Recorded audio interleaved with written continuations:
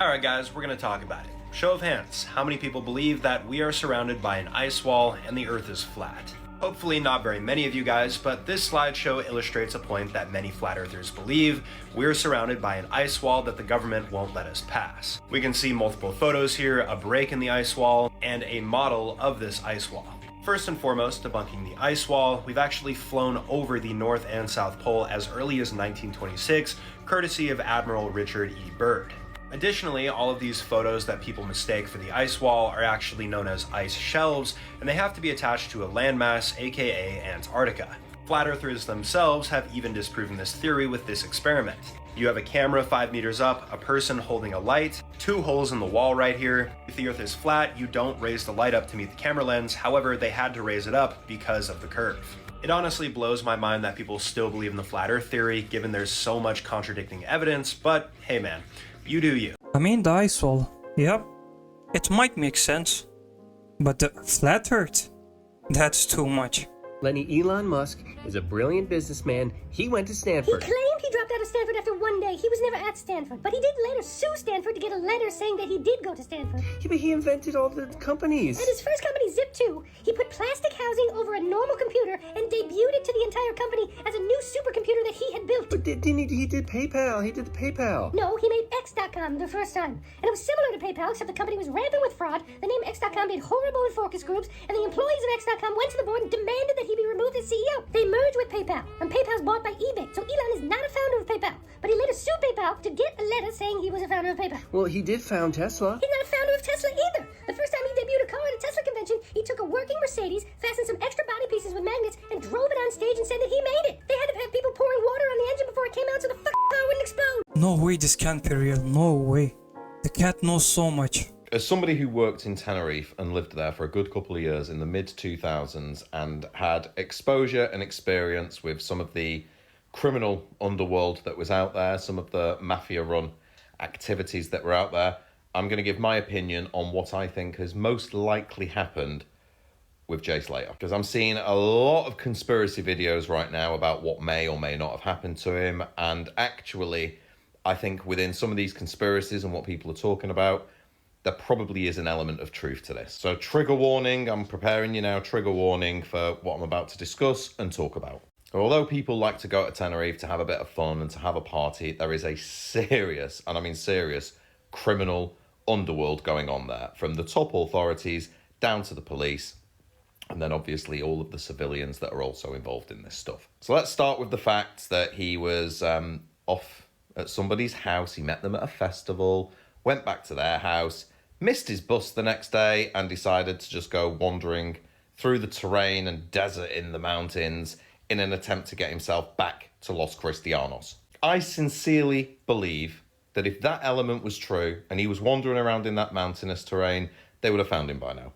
He would have absolutely been found. It's actually very difficult to go missing in Tenerife unless somebody wants you to go missing. Like that Mount Tidy, there are a lot of problems and people buried in that mountain. That is for sure. If they ever excavate that thing, but that's a whole different kettle of fish. So I am actually ruling out that he's got lost. I'm ruling that one out completely. And if he does turn up and they find him out there somewhere, I think there's going to be a lot more to it than meets the eye. But my honest belief from all the experience I've had out there, he would have been found by now, especially with all the eyes that are on this. I think that one way or the other with this, some sort of illegal substance or criminal activity is the foundation of his disappearance. He was out there with friends. He was out there with a girl. He goes to this festival, but for whatever reason decides to get in a taxi with 2 strangers and goes back to their Airbnb. It's not somebody who lives out there. It wasn't a resident.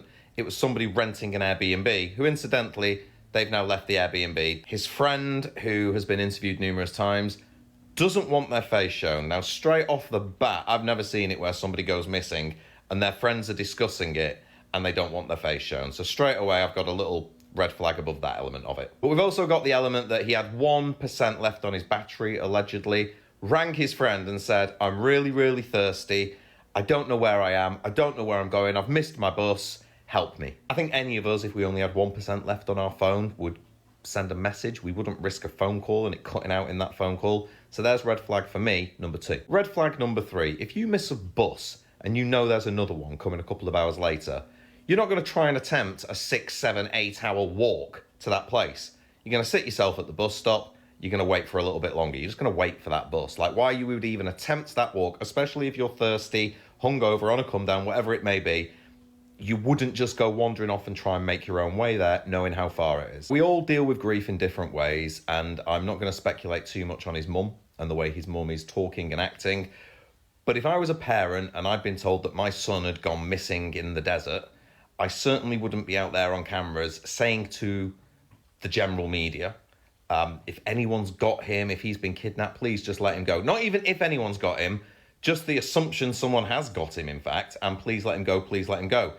I would be appealing that we get as many search parties out there as possible and find him. Now, I'm not going to call that a red flag at this point, but the GoFundMe page, £30,000, quite an exact number. Why did they need to raise £30,000 for his mum to stay out there? Like 30 grand, you could live in Tenerife for about 2 years off 30 grand, certainly for 12 months. So why it's 30 grand, I'm not sure. And I'm going to put half a red flag above that. My own personal opinion is that he has got himself mixed up in something that he can't get out of. And either he actually is being held and his mother is aware of that. The fact that the young lady who was his friend and was out there with him doesn't want to be shown, again, makes me feel that there could be some element there to that as well. Because let's face it, you go away on holiday with your friends, you don't just go to a festival and say, by the way, guys, I'm disappearing off into the mountains with these two blokes who I've never met before, and we're just going off. You know, either he knew them before he went away, or in some way they knew him. Because I'm going to say it again, you don't just go missing on that island. If you disappear off the face of the earth on that island, it's because one of three things have happened. You are in hiding, or someone has forced you to hide. You have got on a plane and you've already left the country, or you're buried up Mount Tidy or one of the areas somewhere. That's it. That is literally it. I think if he is found alive, there's going to be a hell of a lot more to this story that's all going to come out, and I think that GoFundMe will be linked to it. If he is actually found not living, I think we're going to see some injuries involved. I don't just think we're going to find a severely dehydrated guy in the middle of the terrain. But that's my own personal opinion on it, just based on my experience out there, knowing what some of the organisations like there get up to and some of their actual activities. But what do you guys think? What's your theory on what's happened to this young man? Because whichever way you shake it, whatever has happened, it's sad. It shouldn't happen. This should not be happening. Sadly, it has, so we're going to talk about it. I've heard a lot of conspiracies, and this one by far that makes most of the sense. I mean, you just disappear, your friends know you've disappeared. I mean, they're being interviewed, but they don't want to show their face to the camera.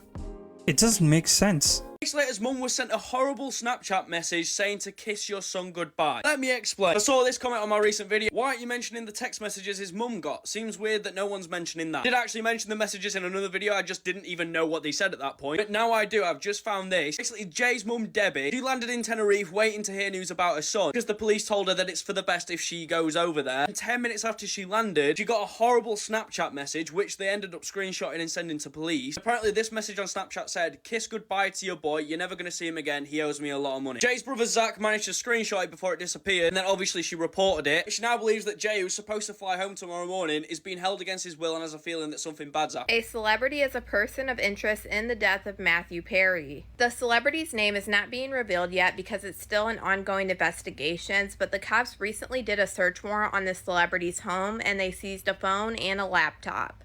The celebrity who was questioned by the cops in connection to Matthew Perry's death was the actor's late friend. She had been in treatment with Matthew before, and they had a lot of ties in the acting community. The female celebrity residing in a sober living home in Los Angeles, and it was an unexpected friendship, but they leaned on each other. This woman was brought in for multiple interviews with law enforcement after LAPD launched a criminal investigation with the U.S. Drug Enforcement Administration and the U.S. Postal Inspection Service into the circumstances surrounding Matthew Perry's death, from acute effects to ketamine. The woman has hired lawyers and has had multiple meetings with law enforcement since they arrived at her sober living house with a search warrant. She is being tight-lipped about the situation, but the investigators must know something to get a warrant and turn up like that. It's tough to say what exactly her role was in Matthew Perry's death, but she's adamant she had nothing to do with it. The woman, who is a household name because of her marriage to an A-lister, was completely cooperative with law enforcement and surrendered everything during the search. They took an iPhone and a laptop. She wasn't expecting what happened to happen, the insider says, adding that the woman was not handcuffed nor was she arrested. The officers just searched her room. It's not entirely clear what they were looking for, but it was tied to the investigation into how Matthew acquired the drugs that killed him. As for the unnamed celebrity, she's been an emotional wreck, and this could send her over the edge whether she's involved or not. And honestly, this gave me chills because Matthew Perry's death just never sat right with me. But you guys let me know what you guys think about all this in the comments. Okay, so let me put it this way. The celebrity friend of Matthew has nothing to do with it. Most definitely nothing. I think they are trying to slam it on her and the pills that he took. Because let's see it from this perspective, right? Matthew knew something was gonna happen, and he told us on his Instagram feed, on his post, that they, quote unquote, they are coming to get him. And we all know who they are. Matthew Perry was trying to tell us something before his death with his references to Batman. In the week prior to his passing, he would post multiple posts referencing Batman. And this is what had people speculating for a long time that something isn't right with Matthew Perry's death. It would start out with "No need to worry, everybody, I've got the streets tonight," with the Batman movie showing, and this was October 17th, 2023. And then 2 days later, he would post this Batman symbol in the water saying, "Sleep well, everybody, I've got the city tonight, Batman." Then he would post again on October 22nd, "Do you know what I mean?" And then posted again on October 22nd, "Do you understand what I'm trying to tell you? I'm Batman." And then Matthew Perry's very last post shows him in a hot tub. And honestly, the Batman symbol could mean two things. And we know that Batman himself fights against evil. And we also know that the police department used the Batman symbol to call for help from Batman. And all these weird posts about Batman from Matthew Perry when he never posted like this before made it super weird. But if you read his memoir, his very last chapter in that book was titled Batman. And his very last paragraph in his memoir in the last chapter, Batman, reads, "The one thing I got right is that I never gave up. I never raised my hands and said, 'That's enough. I can't take it anymore. You win.' And because of that, I stand tall now, ready for whatever comes next. Someday you too might be called upon to do something important, so be ready for it. And when whatever happens, you just think, what would Batman do? And do that." And a lot of people speculate that what Matthew Perry was talking about was the evils throughout Hollywood. And what makes this thing even more eerie is the fact that right before Matthew Perry's death, Doja Cat used a photo recreating the Friends photo using the word demons as she's dressed as a demon on the Friends couch. And now we have an unnamed celebrity as a person of interest in the death of Matthew Perry. And this celebrity that they're talking about is a woman that is married to an even bigger A-list celebrity. And they actually searched the home of this celebrity that is being named as a possible suspect. And they took a phone and a laptop, and it's being reported that they think that this celebrity is the one that gave Matthew Perry the ketamine that ultimately ended his life. Matthew Perry's death literally has always gave me chills, but you guys let me know what you guys think about what he was trying to tell us with the references to Batman shortly before his death in the comments. See, I told you. He knew all along that they are coming to get him, and he kept telling us. Now we all know. They are gonna slam it on the pills and the friend, as usual. Hey everyone on TikTok, so just a quick update from here, Los Cristianos in Tenerife. Regarding the search today for Jay Slater. We're now in the 5th day of the search, but by no means has the search slowed down. Today, the police were there, Guardia Civil, Voluntary Fire Service, I believe the dogs were there at one point, helicopters, and I believe drones as well. So the search is still under full swing. They did focus on one of the barrancos today, searching very carefully on actually one of the rivers, which is called the Barranco Madre de Agua. So they did focus on that area in particular, searching through vegetation, falling down palm trees. They worked very slowly through that. Still no major clues or anything come out yet. There was those statements that came from the lady that saw Jay the morning that he went missing. He'd asked her twice what time the bus was before she saw him later on, just past 8 o'clock. I think she drove past him, or she saw him while she was in her car, and he was walking fast is how she described it. Now, I was there yesterday, as a lot of you probably saw, and just walking around for an hour, I was breathless. It's very thin air up there, quite disorientating. So if you was walking uphill, downhill, the thin air, if you're walking at pace, you will feel it on your lungs. I really felt it. I'm not the fittest person, but I did feel it on my lungs yesterday. So that is sort of the latest information that we've got. She saw him. She told him twice that the bus was at 10 a.m. This was at 8 a.m. And then she saw him just past 8 o'clock. Walking fast was how she described it, but then she didn't see him again after that. But the search does continue. Plenty of people up there. I do recommend, if you want to go up, make sure you join one of those search parties. So call 062, tell them that you want to join the search for Jay Slater. If you want to get in touch with me, I can potentially provide you with a car to go up there for free and aid in that search. But I do recommend that you join up with the proper team, you wear correct footwear, you go properly prepared. Don't just rock up there, because the police are working very hard. They have got a job to do. The police over here as well, as a few people have pointed out, they don't really work the same as the UK police, constantly giving out statements. Here, they sort of just go about their business, and when there's something to tell you, they will tell you.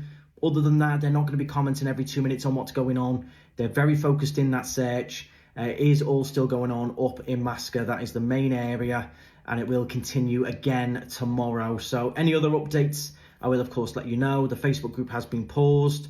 Family are said to be just absolutely exhausted and drained and still very concerned. The whole island is still very concerned as a whole. It's the talk of the bars, talk of the restaurants, the talk obviously on social media. But do please share the posters around. Keep sharing the pictures. You never know who's going to see it. You never know where he is. So do please keep sharing the posters and the pictures.